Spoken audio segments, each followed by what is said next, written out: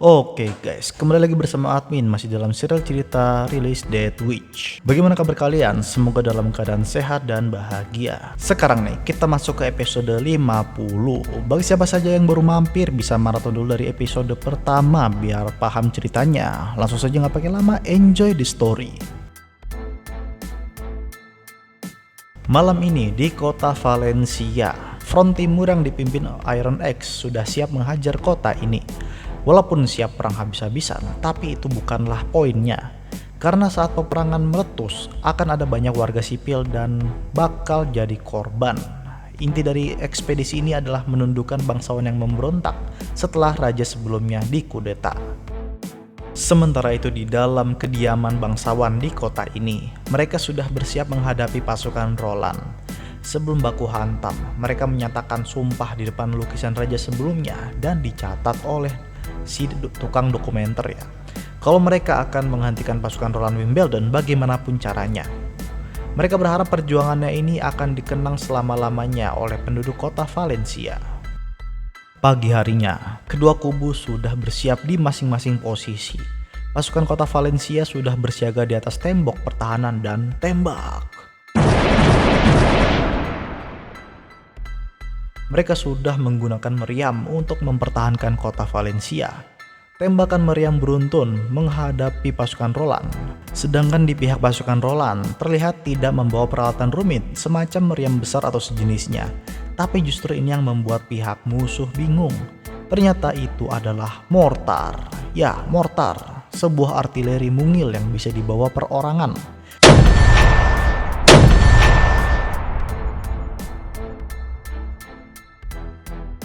Sangat cukup untuk menghabisi pertahanan kota Valencia. Melihat kejanggihan mortar membuat pasukan musuh ketar-ketir. Bagaimana bisa tabung sekecil itu menahan tekanan bubuk mesiu? Pasukan musuh terpaksa untuk menyerah, tapi bukannya menyerah. Bangsawan kota ini malah nekat menggunakan kuda menuju pasukan menyerang dengan membawa beberapa knight. Ya dengan kata lain, lebih baik mati di medan perang daripada menyerah. Dan udah pasti meninggoy. Seusai peperangan, Iron X masuk dan menghadapi para eksekutif kota ini. Para eksekutif atau bisa dibilang bangsawan ya, mencari keberadaan Roland. Tapi yang kita sudah pahami, Roland menugaskan Iron X untuk memimpin perang di sini. Walaupun sempat rasis sih sama mereka ya, Iron X mah santai aja. Walaupun dia adalah orang Mojin yang berkulit hitam, tapi itu tidak mengubah fakta kalau dirinya yang diberikan tanggung jawab atas perang ini. Kota Valencia ini dipimpin oleh seorang Duke yang sudah tewas pada saat-saat terakhir itu. Lebih baik mati di medan perang daripada menyerah ya kan? Lalu para bangsawan lainnya akan dimasukkan penjara. Dan singkat cerita, tiba-tiba penjara itu terbakar hebat. Iron X menanggapinya biasa-biasa aja. Dia menyalahkan Reds atau organisasi bawah tanah yang membenci bangsawan sebagai pelaku pembakarannya. Tapi ya pahamlah aslinya siapa pelakunya. Gak seperti Roland dan yang ada Nightingale-nya, dia bisa mendeteksi siapa yang benar-benar menyerah atau punya rencana memberontak ke depannya. Iron X ini gak punya mereka, jadi gak usah ambil pusing nyari siapa yang tunduk dan berontak. Bakar aja semua.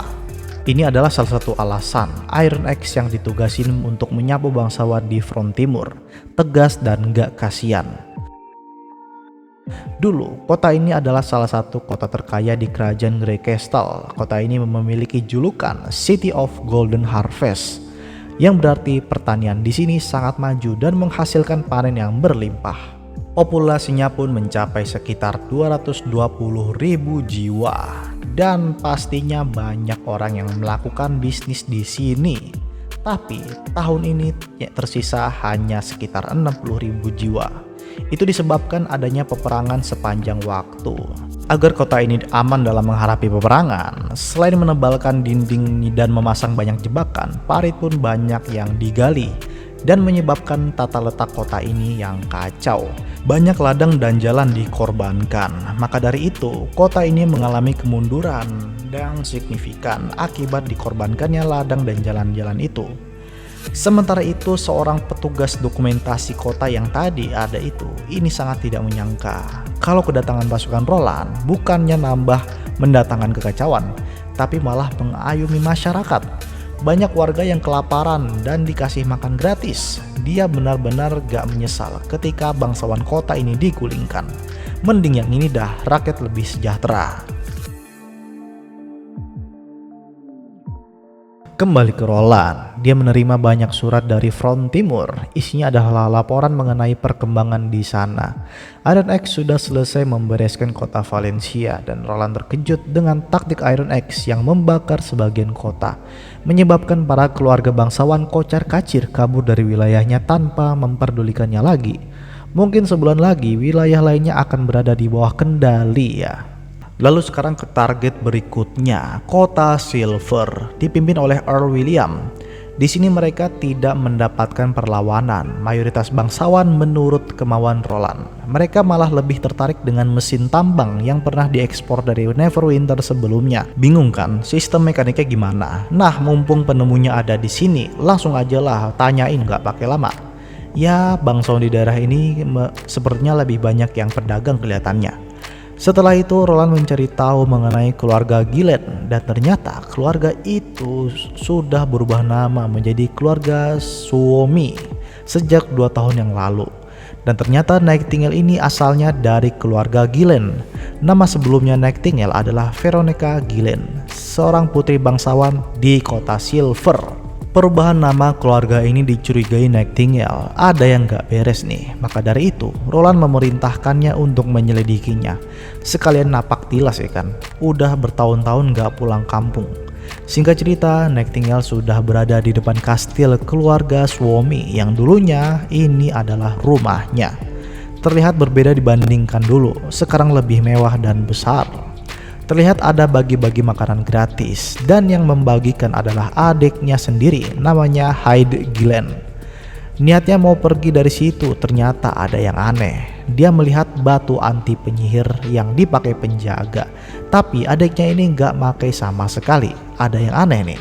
Lalu terdengar juga adiknya diomongi oleh warga sekitar. Intinya adiknya ini seperti bangsawan jatuh lah, sama aja kayak warga sipil. Pindah keluarga cuma jadi anjing penjaga doang. Karena penasaran, Nightingale masuk untuk menyelidiki ada apa ya dengan keluarga ini. Di dalam ruangan eksekutif ada sekelompok orang yang kelihatannya ini adalah si Suomi ya, Viscount Suomi. Dia kesal karena rencananya selama 10 tahun ini kandas. Dia sudah merencanakan pengakuisisi 2 wilayah bagian timur. Tapi hari ini Roland Wimbledon datang dan dengan mudahnya mengakuisisi wilayah hanya dengan kata-kata. Selain itu, mereka juga terlihat menyembunyikan sesuatu. Sepertinya ada suatu barang ilegal yang dijualnya dan semua itu disimpan di dalam mansion ini. Informasi lainnya mengenai kematian kepala keluarga Gillen sebelumnya, yaitu orang tuanya Nightingale. Ternyata mereka mati di kerusuhan pengungsi. Mendengar ini, Nightingale makin curiga. Kematian orang tuanya ini seperti sudah direncanakan. Lalu flashback Nightingale. Dulu saat ada kerusuhan di daerah sini, orang tuanya pergi berniat meredakan kerusuhan.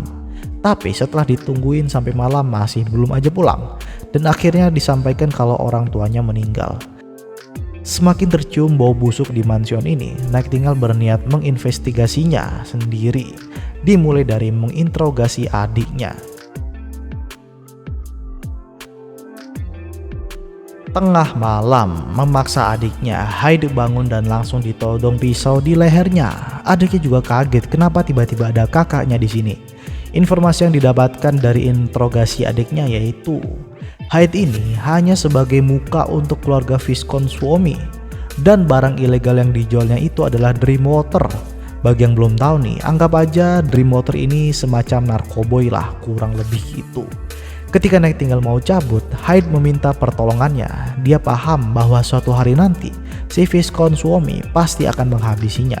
Saat ini Hyde masih dibiarkan hidup sebagai boneka. Pastinya nanti akan dibuang setelah tidak berguna. Hyde berniat akan menghabisi si Viscount Suomi duluan, dan nanti saat Hyde akan mewarisi keluarga Suomi dan akhirnya seluruh teritori akan menjadi miliknya.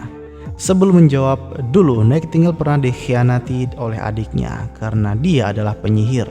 Tapi adiknya saat itu nggak tahu kalau kasus ini hanyalah akal-akalan gereja.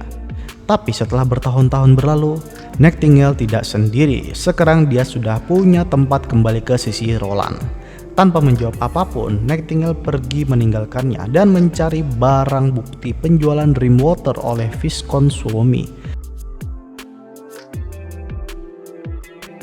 Singkat cerita, Viscount Suomi sudah mendapatkan hukumannya. Nightingale mengunjungi makam orang tuanya, menceritakan apa yang terjadi. Flashback 10 tahun yang lalu, tambang emas ditemukan oleh si Suomi di tanah keluarga Gillen. Lalu dia merencanakan sebuah konspirasi untuk menghabisi kepala keluarga menggunakan kerusuhan pengungsi. Setelah berhasil membunuh mereka, ada orang suruhan si Suomi untuk mengasuh Nightingale dan adiknya. Rencananya setelah si Hyde dewasa, nanti akan dipaksa untuk menyerahkan wilayahnya dan jabatan. Tapi kebangkitan Nightingale menjadi penyihir mengacaukan rencana itu. Nightingale membunuh pengasuh suruhan itu dan menghilang. Dan terpaksa Viscount Suomi mencari si Hyde. Dan selesai flashback, pada akhirnya si Hyde di penjara. Dia sangat marah sama kakaknya, tapi ini adalah keputusan terbaik. Masih mending di penjara, dibiarkan hidup. Setidaknya sekali lempar kena 2 burung lah. Dia berhasil membersihkan bangsawan Suomi dan pembalasan dendam Nightingale serta kedua orang tuanya. Mulai detik ini, wilayah Silver City di bawah kendali City Hall berpindah ke King City. Roland dan rombongan sedang melakukan pawai menuju istana kerajaan. Hari ini adalah hari dinobatkannya Roland Wimbledon sebagai raja baru Grey Castle secara resmi. Sikap Roland yang menggantung para bangsawan yang bertindak semena-mena sangat membekas di hati masyarakat. Pemerintahan yang korup dan tidak adil sudah lenyap. Kali ini rakyat akan sejahtera. Dari atas menara terlihat ada seorang asasin, tapi langsung satset sama Maggie. Kali ini Roland juga mengikutkan para penyihir dalam pawai ini sebagai pengawalnya. Mulai sekarang semua penyihir tidak perlu takut lagi atas diskriminasi dan penindasan. Dan pada akhirnya mereka sampai ke istana utama. Di ruang tahta, Roland diberikan tongkat raja sebagai simbolis saat tahta sudah berada di tangannya. Pada kesempatan kali ini, Roland menyampaikan hal-hal yang perlu disampaikan seperti penerapan sistem pemerintahan yang baru dan masih banyak lagi. Beberapa hari kemudian, dikirain udah mulai santai. Tiba-tiba ada surat dadakan. Perang belum usai. Musuh pasukan dari kerajaan Dawn terlihat di sebelah barat kota Hermes. Langsung gercep. Pasukan utama segera menyusul ke utara secepat mungkin. Tapi secepat apapun, pasti musuh akan segera sampai ke Cold Wine Ridge, perbatasan antara kerajaan Grey Castle dengan kerajaan Dawn.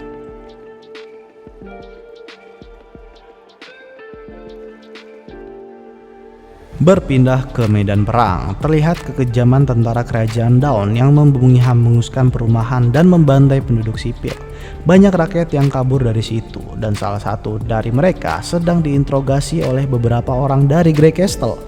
Orang tua ini ternyata tahu jalan pintas menuju ke wilayah Grey Castle tanpa perlu jalan memutar melalui kota suci yang lama. Mungkin seperti ini ilustrasinya lah. Yang merah mutar dan yang biru jalan pintas. Setelah diberikan informasi itu, orang tua ini diberikan kompensasi beberapa gold royal. Ya banyak itu cuy. Dan mereka pun OTW lewat jalan pintas itu. Jalannya lewat tebing, belah gunung, lewat jalan setapak. Pokoknya ekstrim dah.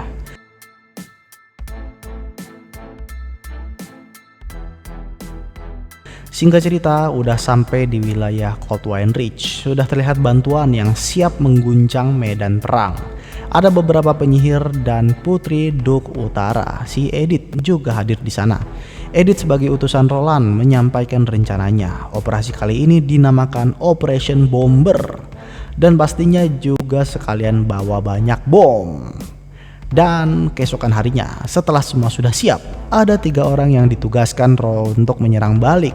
Pertama Maggie, pembawa bom, lalu Hummingbird, meringankan bobot bom, dan Lightning, operator bom, dan langsung cus OTW ke medan perang. Dan nama bom ini adalah Dongfeng. Setelah sampai ke wilayah musuh, masih terlihat banyak penduduk sipil, jadi harus sebisa mungkin menghindari itu. Lightning mencari tempat-tempat berkumpulnya pasukan musuh. Dan terlihat langsung bom luncur. Pasukan musuh yang berjaga sudah menyadari adanya serangan, tapi pas bom diluncurkan, kelihatannya cuma gertak sambal.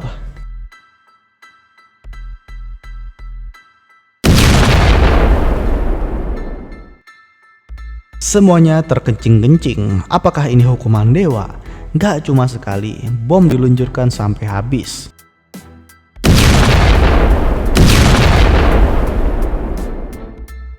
Udah ketar-ketir gak karuan, pasukan musuh memilih mundur, tapi sayangnya udah ada pasukan yang bersiaga di rute pelarian.